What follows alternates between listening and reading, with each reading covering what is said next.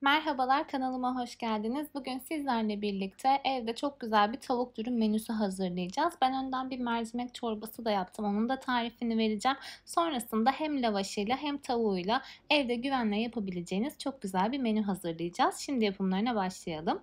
İlk olarak hepimizin bildiği süzme mercimek çorbasıyla başlıyorum. Bir tane havuç, bir tane soğan, bir tane de patatesi iri iri doğradım. Düdüklü tenceremin içerisine ekliyorum. Yarım su bardağı yıkamış olduğum kırmızı mercimeği de koydum. 1 litre soğuk su ekliyorum. Eğer gerekirse sonradan su ilavesi yapacağım. Kapağını kapatıyorum ve haşlanmaya bırakıyorum. Haşlandıktan sonra tamamen pürüzsüz bir kıvam alana kadar blenderdan geçiriyorum.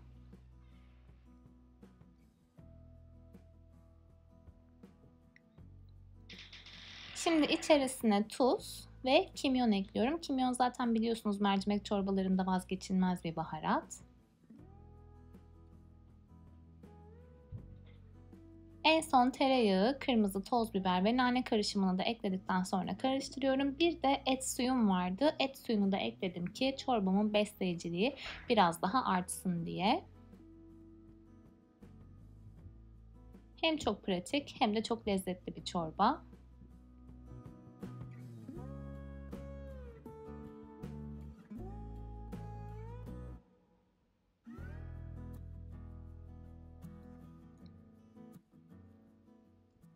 Bitmiş hali bu şekilde. Tekrardan su eklemedim. 1 litre su yeterli geldi.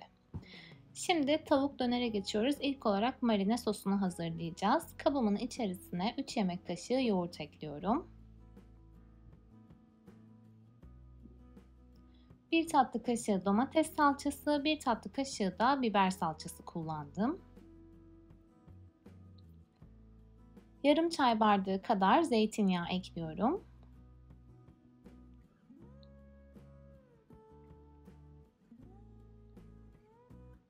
Biraz tuz,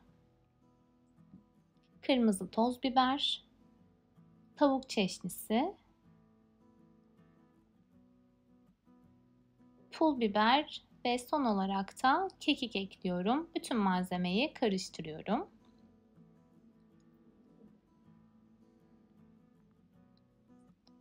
Üzerine 400 gram tavuk göğsü ekliyorum.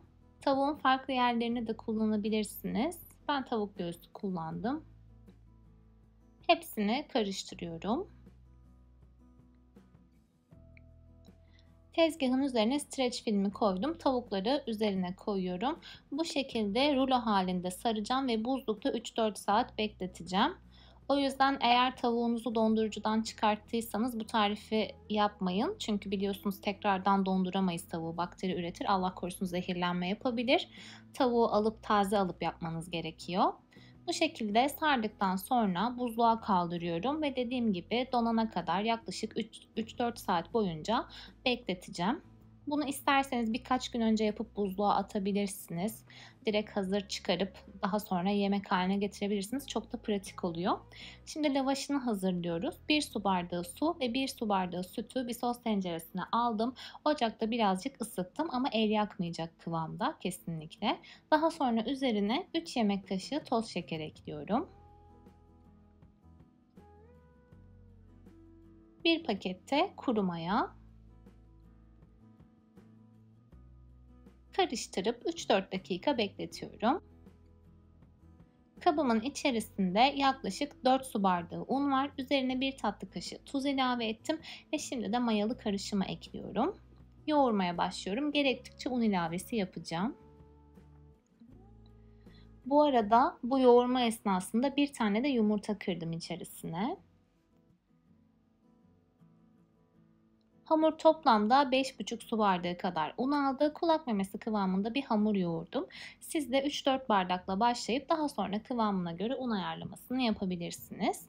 Şimdi streçle kapatacağım. 45 dakika 1 saat boyunca oda sıcaklığında hamuru mayalanmaya bırakıyorum.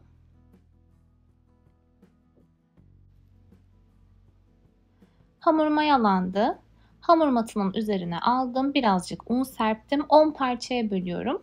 İsterseniz 12 tane de lavaş çıkartabilirsiniz. Benim bazıları büyük oldu. 12 tane yapsam daha iyi olurmuş. Bölmüş olduğum parçaları yuvarlıyorum.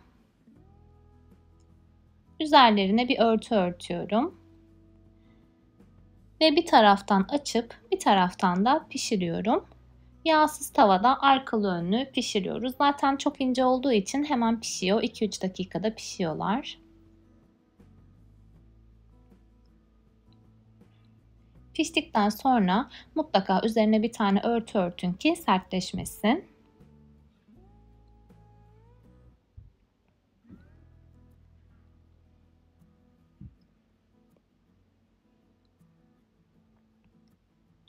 İsterseniz lavaşı hazır tercih edebilirsiniz tabii ki ama ben evde yapmayı daha çok seviyorum. Daha lezzetli oluyor. Artan lavaşlarınızı streç filme sarıp buzluğa kaldırabilirsiniz. Daha sonra tüketebilirsiniz. Hava almaması yeterli. Şimdi dürümün içerisinde kullanmak için soğan ve maydanoz hazırlıyorum. Bir tane mor soğanı piyazlık doğruyorum. Biraz da maydanoz doğrayacağım.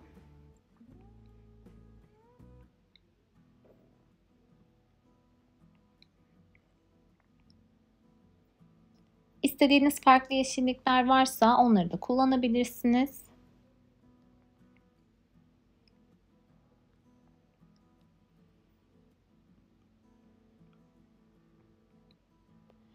Maydanozları da soğanların üzerine ekledim. Karıştırıyorum. Normalde buna sumak da koymam gerekiyordu aslında ama unuttum. Siz yaparsanız mutlaka sumak da ekleyin. Yine dürümün içerisinde kullanmak için bir tane domates ve 4-5 tane kornişon turşuyu da doğruyorum.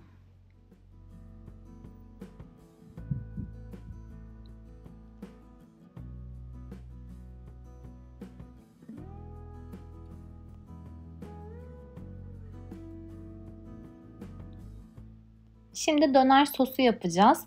Küçük bir tencerenin içerisine biraz zeytinyağı ekliyorum.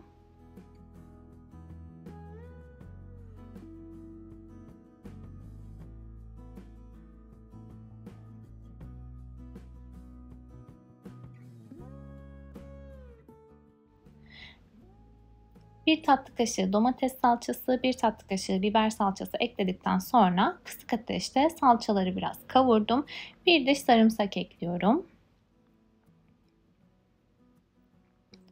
Tekrardan kavuruyorum. Bir tatlı kaşığı acı sos ekledim. Eklemek zorunda değilsiniz tabii ki. Biz acılı sevdiğimiz için ekledim ben.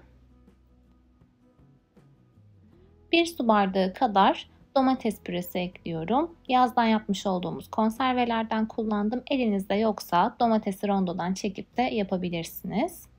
Biraz tuz, kekik ve kırmızı toz biber. Biraz da karabiber ekliyorum. 2-3 dakika kaynatacağım. Kaynadıktan sonra sosum hazır hale gelmiş olacak. Şimdi tavuğu dondurucudan çıkarttım. Buzluyken ince ince kesiyorum dilimler halinde. Ne kadar ince keserseniz o kadar güzel oluyor. Zaten buzlu olduğu için kesmesi çok rahat oluyor. Daha sonra hiç yağ koymadan tavukları tavanın içerisine koyuyorum.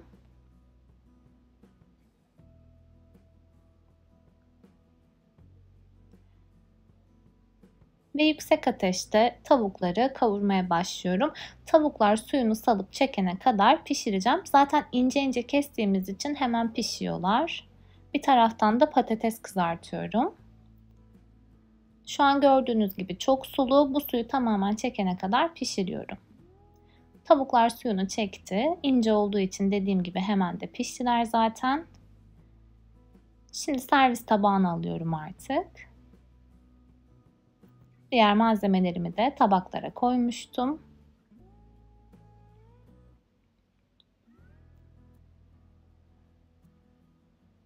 Bitmiş hali bu şekilde. Şimdi hemen sizlerle bir dürüm yapacağız.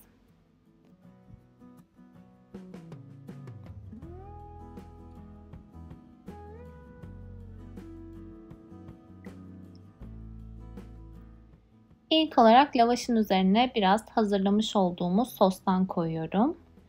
her tarafına gelecek şekilde yayıyorum. Daha sonra tavuk ekliyorum.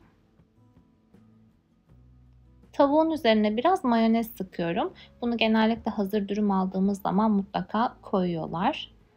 Daha sonra soğan, domates, turşu.